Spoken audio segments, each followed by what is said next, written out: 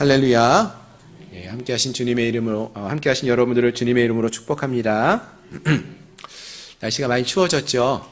예, 이제 진짜 12월 또 겨울이 된 것 같습니다. 어느덧 12월 중순이 다 되었죠. 예, 이제 다음 주면은요, 아기 예수님이 탄생하신 성탄절입니다.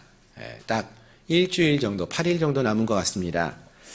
성탄절이 이렇게 가까웠는데, 사실은 벌써 이렇게 시간이 되었나 하는 생각이 들 때가 종종 있습니다. 예전 같으면은 거리마다 성탄절이 다가오면은 12월 초부터 막 캐롤송도 많이 들리고 또 성탄 추리도 곳곳에서 많이 세워져 있는 모습을 보게 되는데, 언젠가부터 거리에서는 성탄절의 캐롤 소리도 사라졌고 또 바깥에서 볼 때의 성탄 추리의 장식도 많이 없는 그러한 모습들을 많이 봅니다.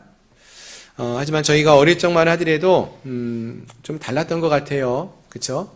교회를 다니는 사람이건 예수님을 믿지 않는 사람이건 이 성탄절은 모두가 기다리던 그러한 시간이었던 것 같습니다. 예, 설레이는 마음으로 성탄절이 오기를 기대하고 또 기다리던 그러한 마음들이 많았고 거리에서도 곳곳에서도 그러한 분위기가 참 많이 있었던 것 같습니다. 요즘은 그러한 모습이 점점 사라지고 성탄절이 잊혀져 가는 그러한 시간이 된 것은 아닌가, 이러한 생각이 들곤 합니다. 그리고 그나마 이제 크리스마스를 좀 기다리는 사람들이 있지요. 예, 누가 혹시 크리스마스를 기다리는지 혹시 아시나요? 예, 아이들. 아이들이 왜 기다릴까요, 성탄절을? 예, 성탄절을 우리 아이들을 또 많은 사람들이 기다리는 이유는 산타가 선물을 주는 날. 그래서 어떤 분들은 재밌게 이렇게 얘기해요. 산타가 내게 선물을 주는 또 하나의 나의 생일. 예수님의 생일을 자기의 생일인 양 이렇게 생각을 한다는 거죠. 하지만 사실 성탄절은 그런 날이 아니죠. 예. 그럼 성탄절은 어떠한 날입니까, 여러분? 예, 성탄절은 그 이름처럼 성탄이에요. 거룩한 탄생이 있는 날. 거룩하신 하나님의 아들이 태어난 날을 기억하고 기념하는 그러한 날이 성탄절이에요. 예, 크리스마스라는 그러한 이름도 있죠. 예, 여기서 크리스마스는 그리스도의 날, 그리스도께 예배하는 날이란 뜻이에요. 크리스마스, 미사. 예, 그래서 예수 그리스도를 기억하고 예배하는 날. 왜요? 그날을 우리를 위해 탄생하신 예수님의 탄생을 기억하며 예배하는 날인데, 그날의 중요성도 잊어버리고 그날이 무슨 날인지도 모르고 이제는 기대조차 안 하는 그러한 날이 되어버린 게 너무나 안타깝습니다. 바라는 것은 우리 사랑하는 성도님들은 우리가 이 성탄절을 일주일 앞두고 있는데 이 한 주일을 보내시면서 우리 주님이 탄생하신 날을 기억하고 또 그분을 좀 더 많이 알아가는, 예배하며 나아가기를 소망하며 나가는 그러한 한 주간 은혜로운 시간을 또 보낼 수 있기를 소망합니다. 아멘. 자, 이제 오늘 본문의 말씀을 함께 보기 원합니다. 오늘 본문의 말씀은 신약 성경에서요 제일 앞에 나오는 말씀이에요. 성경 찾기가 참 편해요, 그렇죠? 예, 딴 때는 성경을 찾으려고 하다 보면은 이게 뒤쪽에 있는 건지 앞쪽에 있는 건지 헷갈릴 때가 많은데 신약 성경을 딱 펼쳐놓고 제일 처음 보면은 마태복음이 나오고요. 그 중에서도 1장 1절부터 16절까지의 내용을 살펴보았습니다. 근데 그 내용이 어떻습니까, 여러분? 찾는 건 쉬웠는데 읽으려고 하니까 쉽지가 않았어요. 왜요? 예수님의 족보가 나와요. 계보가 나와요. 모르는 사람들의 이름이 참 많이 나옵니다. 많은 사람들이 언급되고 있죠. 그 중에서는 물론 조금 아는 사람도 있지만 또 많은 사람들은 족보에서 처음 이름이 언급되고 있는 발음하기도 어려운 그러한 사람들도 많이 나오고 있었습니다. 사실 우리가 성경 안에서 이렇게 족보를 만날 때가 종종 있는데 그때마다 우리가 그러한 똑같은 어려움을 많이 겪고 있는 것 같습니다. 그런데 물론 오늘 본문의 말씀은 예수님의 계보, 즉 족보라고 볼 수 있는데 이 계보는 조금 다른, 성경에 나오는 다른 계보하고도 조금은 다른 특징이 있는 그런 모습들이 있습니다. 어떤 모습이 좀 독특하고 좀 다른 모습이 있을까요? 좀 하나씩 그 내용을 살펴보시면 좋겠는데요. 일반적으로 족보라고 하면은요, 그 가문을 대표하는 사람들의 이름이 쭉 기록되어져 있음을 알 수 있는데요. 일반적인 족보는 어떻게 그 이름이 기록되어지게 됩니까? 어떤 사람들이 선택되어서 이름이 기록되어지는가 하면은 장자를 그 기준으로 해서 장자의 장자를 따라서 혈통적으로 이 족보가 기록되어지는 것을 우리가 알 수 있죠. 그래서 할아버지의 큰아들, 그 아들의 또 아들, 큰아들이 그 족보의 이름이 기록되어져 있는 것이 일반적인 족보들의 모습입니다. 근데 오늘 본문에 나오는 예수님의 족보는 어떠한가 보시면은요, 조금 달라요. 먼저 이제 2절부터 이제 예수님의 족보가 구체적으로 나오는데 아브라함이 제일 먼저 언급이 됩니다. 아브라함이 이삭을 낳고 이삭은 야곱을 낳고 라고 이렇게 말을 하죠. 자, 근데 여러분, 이제 아브라함의 아들이었던 이삭이 아들을 누굴 낳았다는 거예요? 야곱을 낳았다라고 말을 해요. 그런데 사실은 이 이삭에게는 야곱 말고도 또 다른 아들이 있었어요. 누가 있었는지 기억나시나요? 예, 에서라는 아들이 있었죠. 에서와 야곱은 쌍둥이에요. 예, 저희 교회도 쌍둥이가 있는데 이렇게 쌍둥이에요. 그 중에서 누가 형이에요? 에서가 형이었어요. 근데 정상적인 족보라면은 누구에게 이 족보가 이름이 흘러가야 되냐 하면은 아브라함이 이삭을 낳고 이삭은 에서를 낳고 그리고 에서가 낳은 아들에게로 이 족보가 흘러가야 하는데 그러지가 않고 이삭은 야곱을 낳고 하고 야곱으로부터 그 족보가 흘러가고 있다는 것입니다. 또 야곱이 아들을 낳습니다. 몇 명을 낳을까요? 야곱은 2명도 아니고 12명을 낳습니다. 12명이 있어요. 그 중에는 유명한 아들도 있고요. 많은 아들들이 있습니다. 요셉과 같이 높은 애굽의 총리까지 올랐던 그런 아들도 있고. 그런데 오늘 본문을 보니까 이 족보는 누구에게로 이름이 흘러갑니까? 유다에게로 흘러가요. 유다는 그럼 누구냐? 야곱의 아들 12명 중에서 넷째 아들이에요. 첫째 아들도 있고 둘째 아들도 있고 셋째 아들도 있는데 이 르우벤이나 시므온이나 레위 같은 이 아들들은 그쪽으로 족보가 흘러가지 않고 유다에게로 이 족보가 흘러갑니다. 요셉처럼 높은 지위에 있는 올랐던 그러한 사람에게로 이 족보가 흘러가지 않고 유다에게 흘러간다는 거예요.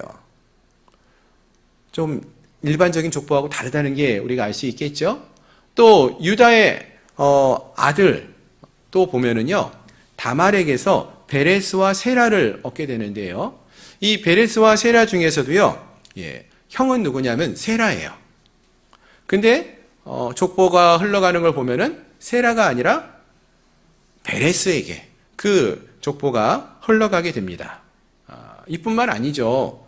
다윗 같은 경우는요, 형제가 이새에게 아들이 몇 명 있었냐면 8명이 있었는데 다윗은 그 중에 막내였어요.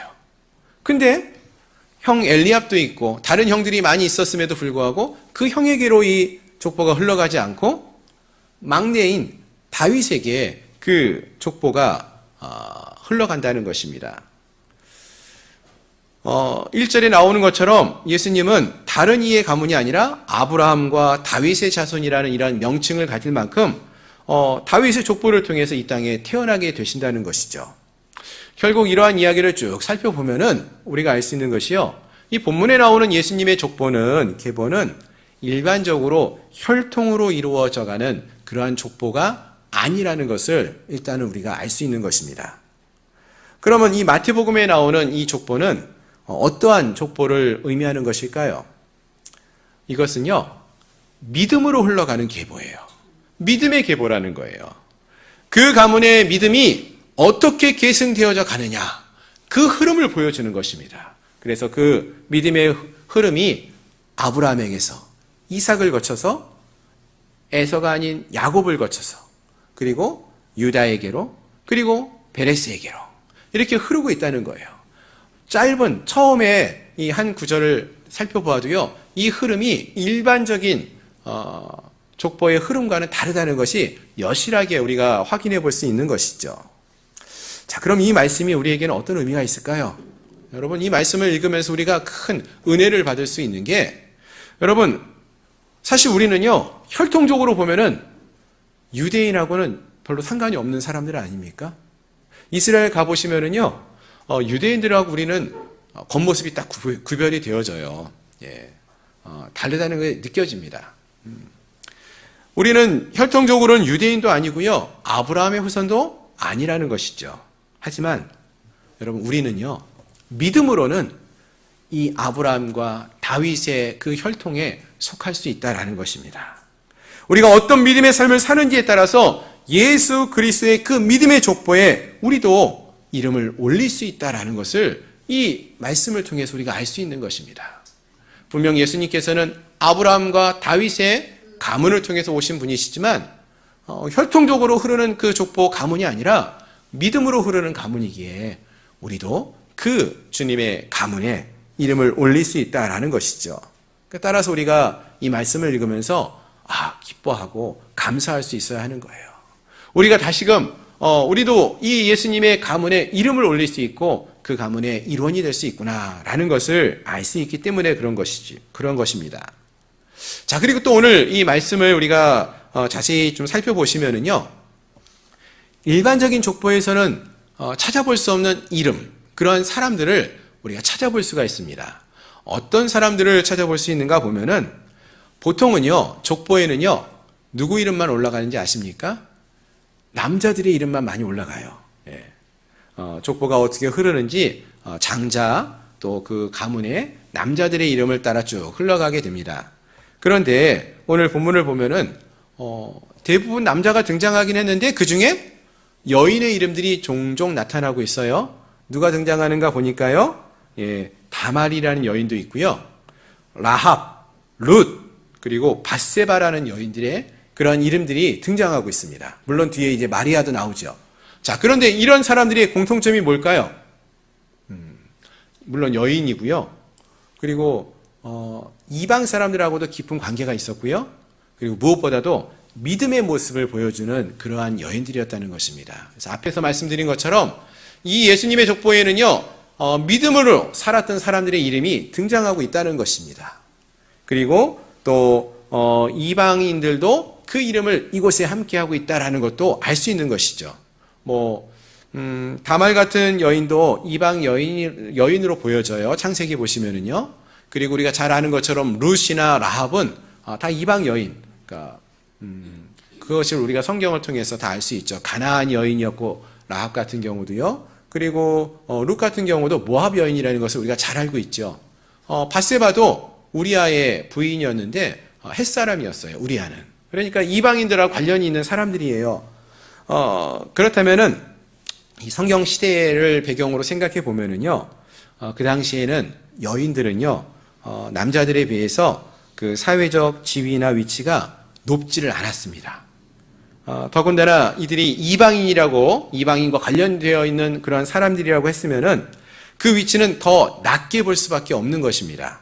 그런데 오늘 본문에서는 그러한 우리의 생각들을 다 깨트려 주죠. 무슨 말입니까? 하나님의 구원의 역사 속에서는요, 남자나 여자나 상관이 없다는 것을 보여주고 있어요. 남자도 하나님이 구원하시는 구원의 역사 속에서 분명히 그 이름이 있지만 여인들도 그 가운데 있다라는 것이죠. 또 유대인들만 있는 것이 아니라 이방 여인도 있었어요. 이방인들도 하나님의 구원의 역사 속에 그 이름이 내포되어져 있다라는 것입니다. 남자나 여자나 유대인이나 이방인이나 차별 없는 것이 하나님의 구원의 역사의 모습이라는 것입니다. 우리 지난주에도 느헤미야의 말씀을 살펴보면서 이와 비슷한 이야기를 말씀드렸던 것이 있습니다. 느헤미야 시대 때 스무랍광장에서 많은 사람들이 모여서 하나님의 말씀을 듣죠. 근데 누가 하나님의 말씀을 들었습니까? 남자나 여자나 무릇 말씀을 알아들을 만한 사람이면 다 모여서 말씀을 듣게 하였고 구원의 자리에, 기쁨을 누리는 자리에 함께 할 수 있게 되었다라고 했습니다. 마찬가지입니다. 우리가 이 말씀을 기억할 수 있기를 소망합니다. 즉 우리는, 예수님은 유대인들 뿐만 아니라 이방인들에게도, 아니 모든 인류의 구주로 이 땅에 오신 그러한 주가 되신다는 것이죠. 오늘 우리가 이스라엘 백성이 아니어도 우리가 믿음으로 하나님을 믿고 따른다면은 우리의 구주가 되시고 또 우리를 구원하시는 주가 되심을 믿으시길 바랍니다. 우리가 이 사실을 기억하고 우리가 믿음의 삶을 살아갈 수 있기를 바라고요. 또 우리 주변에 하나님을 알지 못하는 이들에게 이 사실을 알릴 수 있는 그러한 모습도 우리 모두에게 있기를 소망합니다. 아멘. 자, 한 가지 더 또 내용을 살펴보기 원하는 것은요. 오늘 말씀 이제 1절을 보시면은요. 1절에서 아브라함과 다윗의 자손 예수 그리스도의 계보라라는 말씀으로 오늘 본문이 시작되고 있었어요. 그리고 여기서 말하고 있는 이 계보, 즉 족보라는 것은 일반적인 족보하고는 좀 차이가 있는 믿음의 족보라는 것도 지금 말씀을 드렸죠. 그런데 이 족보에 보면은요, 참 많은 사람들이 등장하고 있다라는 거예요. 예, 여러분 읽어보셔서 아시겠지만 정말 발음하기 힘든 이름을 갖고 있는 사람도 있고 때로는 좀 우리가 좀 아는 유명한 사람도 등장하고 있습니다. 어쨌든 이곳에 많은 사람들이 등장하는데요. 중요한 것은 예수님께서 바로 이들을 통해서 이들의 가문을 통해서 이 땅에 오게 되었다라는 것입니다. 따라서 우리 예수님의 탄생이 어느 한 사람을 통해서 한순간에 일어난 우연한 사건이 아니라는 것을 우리가 알 수 있고요. 하나님께서 오랜 시간 동안에 계획하시고 준비하시고 행하여 오신 그러한 일 가운데 일어난 사건이라는 것이죠. 만약에 이 믿음의 가문 중에서 어느 한 사람의 이름이 빠졌다고 생각해 보세요. 그렇다면은 그 자리를 이 족보의 구성은 이루어질 수가 없었을 것입니다. 하나님은 그 자리에 필요한 하나님의 사람을 세우시고 그들을 이끌어 오셔서 예수님께서 이 믿음의 가문을 통하여서 탄생하게 하셨고 또 이 땅에 오실 수 있도록 이끄셨다는 것을 우리가 알 수 있는 것입니다.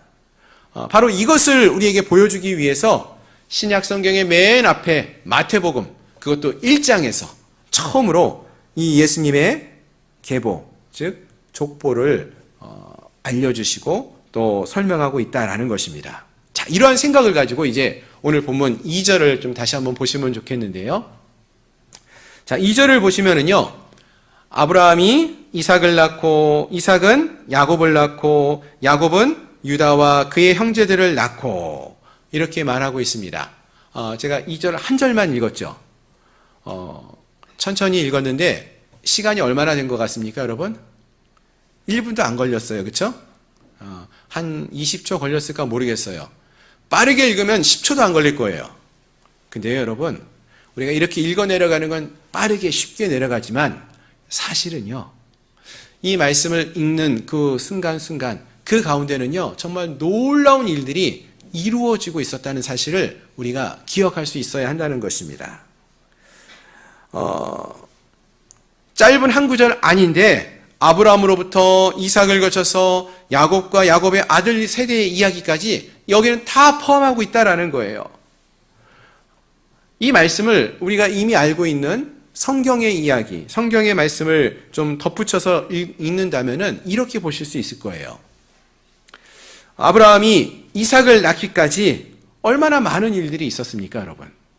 아브라함이 이삭을 낳고라고 한마디로 정리가 되고 있지만 여러분, 아브라함이 이삭을 낳은 게 몇 살이었습니까? 100세였죠. 100세가 될 때까지 아브라함이 얼마나 많은 일을 경험했습니까? 처음에 하나님께서 내가 아들을 낳을 것이다 라고 했을 때 아브라함이 그 하나님의 말씀을 믿었습니까? 믿지 않았어요. 못 믿었어요. 그럼에도 불구하고 하나님은 그 아브라함을 계속 믿음으로 이끌고 나가시죠. 아브라함이 처음에 하나님께서 그에게 아들을 주신다라는 것을 믿지 않고 한 번은 자기의 종 중에서 한 명을 골라서 양 아들로 삼으려고 했고 또 다른 때는 첩을 얻어서 이스마엘이라는 또 다른 아들을 하나님이 약속하지 않았던 그러한 아들을 얻기도 했습니다. 하지만 하나님은 그들을 통해서 일하지 아니하시고 약속하신 아들 이삭을 주심으로써 일을 행하십니다. 이 일이 있기까지 수십 년이 지났어요.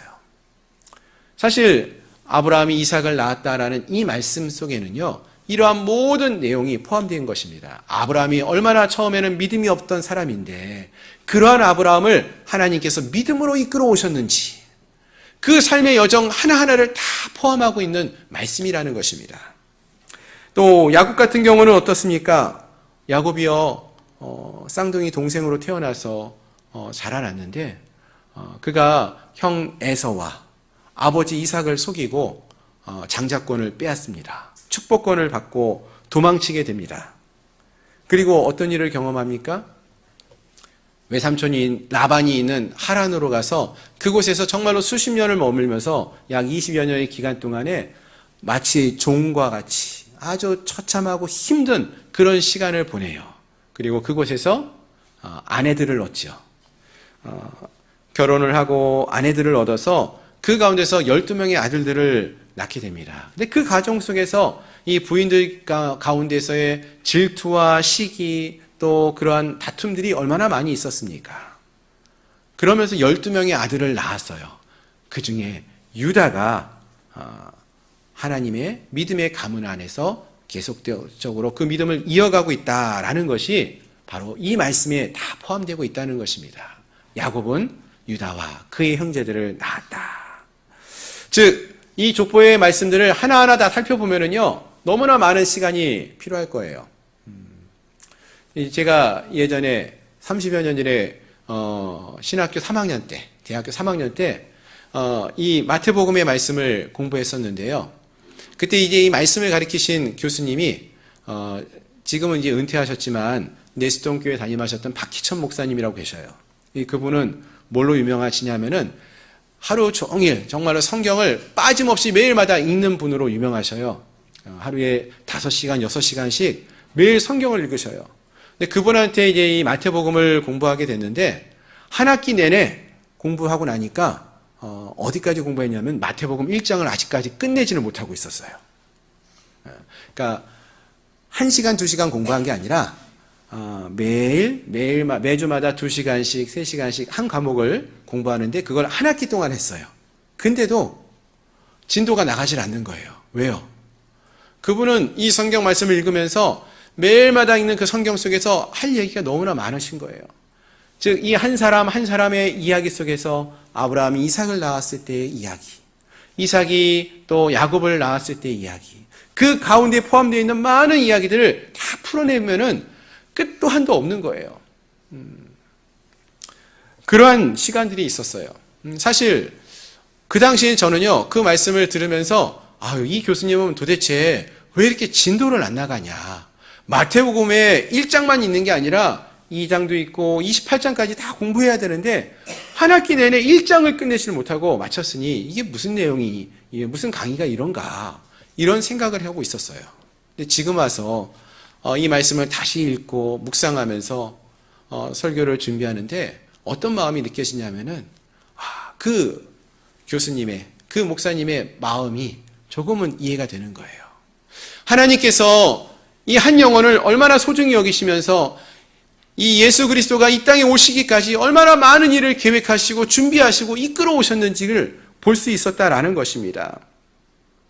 사실 본문에서는 그 너무나 짧게 한 말씀을 읽고 끝낼 수 있는 그러한 본문이지만 그 안에서 벌어진 일들은요, 너무나 많은 일들이 있어 왔다라는 것입니다. 사실 지금 아브라함이나 야곱, 이삭 같은 이야기 몇 명만 얘기했지만 그 뒤에 나오는 이야기는 더해요. 유다와 다말의 이야기, 여기서도 할 얘기가 얼마나 많습니까?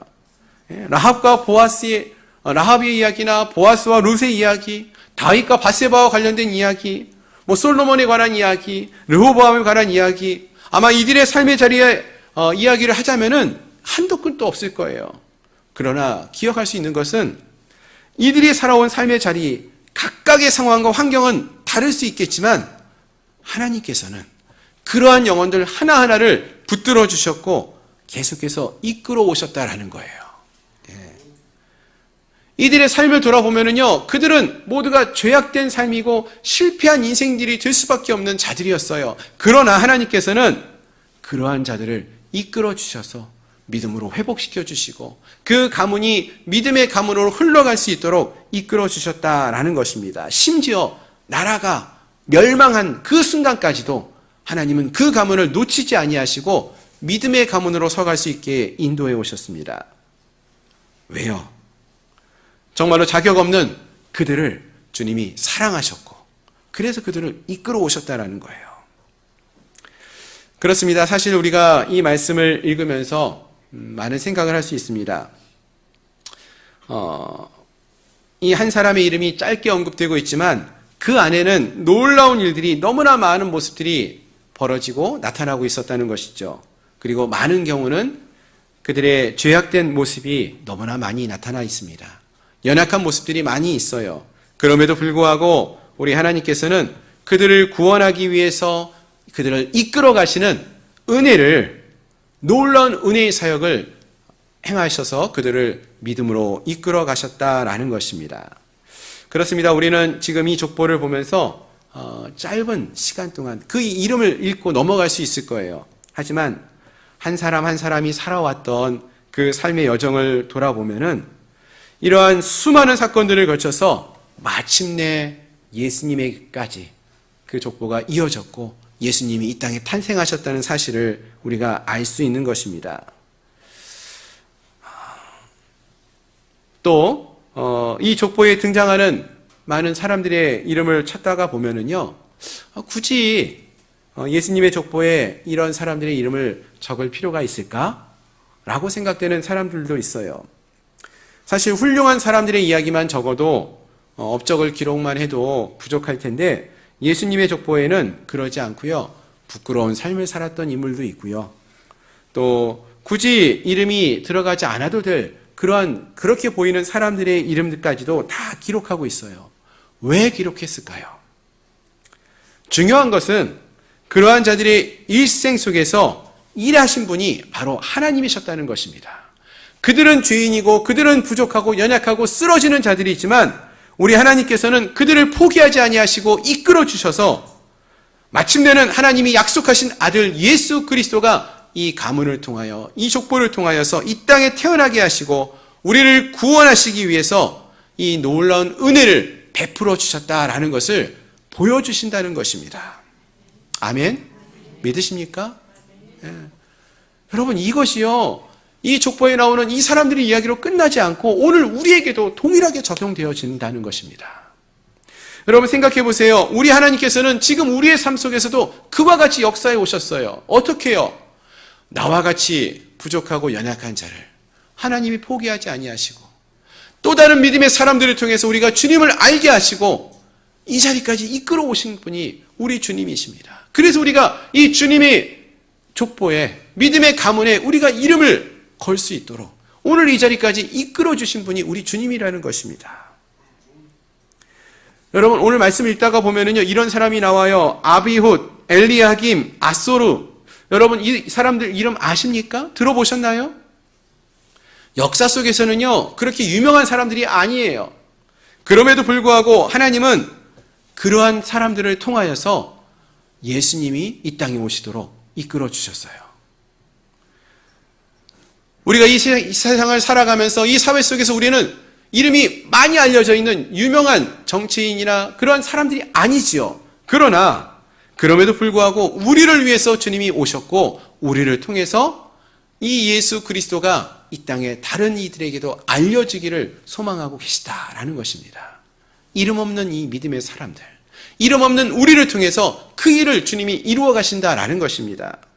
또 아브라함처럼 처음에는 믿음이 없는 그러한 모습이 있던 우리들인데 그러한 우리를 주님이 포기하지 아니하시고 계속해서 이끌어 오셔요. 믿음을 갖게 하셔요. 믿음을 갖도록 보여주시고 이끌어 가신다는 것입니다. 그리고 우리를 구원해 주시어서 오늘 이 자리에 앉아 있도록 이 자리까지 이끌어 주셨다라는 것입니다. 아멘. 또 많은 형제 중에서 가장 보잘것없는 사람이 누구였습니까? 다윗이었어요. 큰 형이 있고 다른 형들이 있었고 신체적인 체격도 훨씬 더 형들이 좋았지만 보잘것없어 보이는 막내 아들 이 다윗을 통하여서 예수 그리스도가 이 땅에 오셨어요. 예수 그리스도를 이 땅에 보내신 그 하나님께서는 가장 보잘것없는 우리를 택하셔서 여러분들을 나를 택하셔서 하나님의 이 놀라운 계획에 동참할 수 있는 은혜를 주셨다라는 것입니다.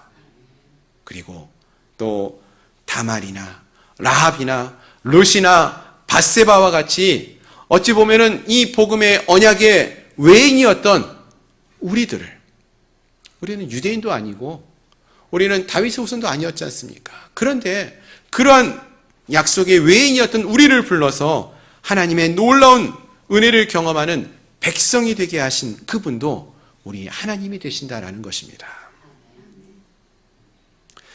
그래서 오늘 우리가 이 족보의 말씀을 읽으면서 우리가 이 놀라우신 하나님의 은혜를 우리가 살펴볼 수 있어야 한다는 것입니다. 그리고 그 하나님께서 바로 우리의 하나님으로 우리의 삶 속에서도 역사해 오셨다라는 것을 기억할 수 있어야 한다라는 것이에요. 우리가 얼마나 연약한 자인지, 연약한 삶을 살아가는 죄인이었었는지를 돌이켜볼 수 있어야 하는 것이죠. 그리고 그러한 우리를 포기하지 않고 이곳까지 인도하신 그 주님의 은혜를 기억하며 하나님께 감사를 고백하며 나아갈 수 있어야 한다라는 것입니다. 말씀을 정리하겠습니다. 오늘 우리가 예수님의 족보의 말씀을 살펴보았어요. 많은 사람들의 이름이 등장했습니다. 이 족보의 말씀을 쭉 읽다가 보면은 우리가 알 수 있는 것이요. 예수님이 이 땅에 오시기까지 참 오랜 시간이 필요했구나. 많은 사람들이 예수님의 탄생을 기다리고 고대했었는데 참 오랜 시간이 필요했구나 하는 생각을 할 수 있습니다. 근데 사실은 하나님께서는요, 이들의 가문이 믿음의 가문으로 서갈 수 있도록 정말로 오랜 기간 동안 참고 인내하시며 포기하지 않고 그들을 하나님의 믿음으로 이끌어 가시는 그러한 은혜를 베풀어 주셨어요. 때로는 그 하나님을 따르지 않으려고 발버둥치는 자들을 끝까지 포기하지 않고 믿음으로 이끌어 오셨어요. 부족하고 연약한 자들의 그 모습을 포기하지 않고 함께 하심으로 이끌어 오셨습니다. 그리고 그들의 후손으로 그들의 가문에 예수님이 오셨고 또 지금도 그 주님께서 우리와 함께 하십니다. 그리고 우리를 하나님이 함께 하시는 영원한 그 나라로 인도해 주신다라는 것입니다. 사실 우리는 마태복음이 시작할 때에 왜 이렇게 길고 지루한 족보가 먼저 나와서 우리가 말씀을 읽는 것을 힘들게 할까 이런 생각을 종종 하게 되는데, 사실 우리가 이 말씀을 읽으면서 그 인물들 하나하나, 그 족보에 담긴 인물들의 이름 하나하나를 통하여서 역사하셨던 하나님의 놀라운 은혜를 묵상해 본다면은 우리가 그 은혜를 놓치지 않을 것입니다. 그리고 예수님께서 나와 같이 참 부족한 자도 하나님께서 불러 사용하실 수 있겠구나 라는 생각을 하면서 감사를 고백할 수 있을 것입니다. 바라는 것은 이 시간 우리 함께한 우리 모두가 우리의 연약함과 죄악된 모습을 돌이켜보고 하나님 앞에 회개함으로 나아갈 수 있기를 바랍니다. 그리고 우리를 포기하지 않고 하나님의 믿음의 가문으로 불러주신 그 주님께 감사를 고백하고 또 주님의 나라를 위해서 우리가 아름답게 사용될 수 있는 그러한 우리 모두가 될 수 있기를 소망합니다. 한 영혼을 구원하기 위해서 오랫동안 우리 주님께서는 이렇게 일해 오셨어요. 우리를 구원하기 위해서도 하나님은 이와 같이 오랫동안 여러 사람들을 통해서 일해 오셨습니다.